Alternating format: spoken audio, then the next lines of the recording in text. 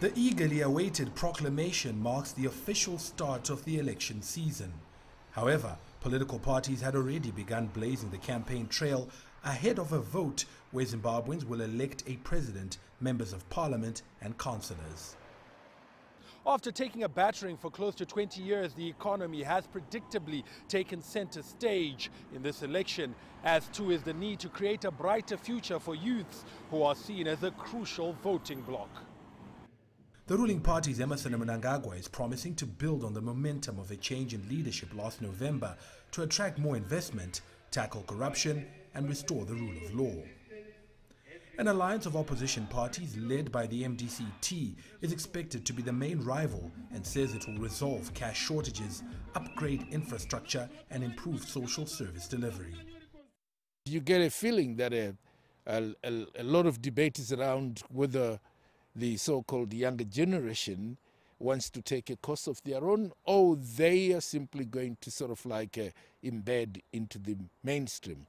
I think these matters are really going to be very hot and topical, however you look at it, with the economy being obviously the top dog.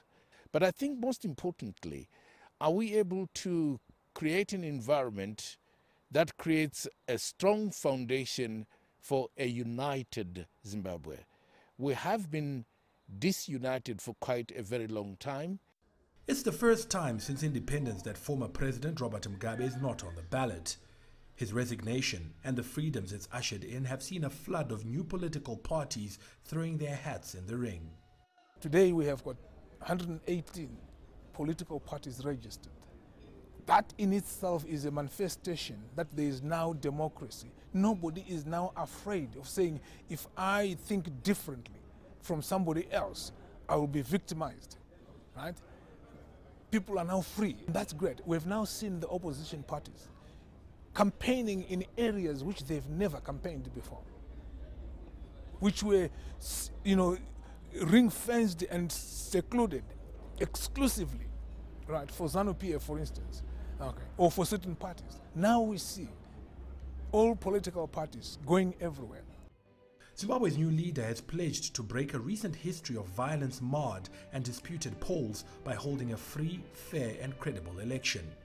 He's invited 46 countries, including some that were banned by his predecessor, to observe the vote. Farai Mwakutuya, CGTN, Harare, Zimbabwe.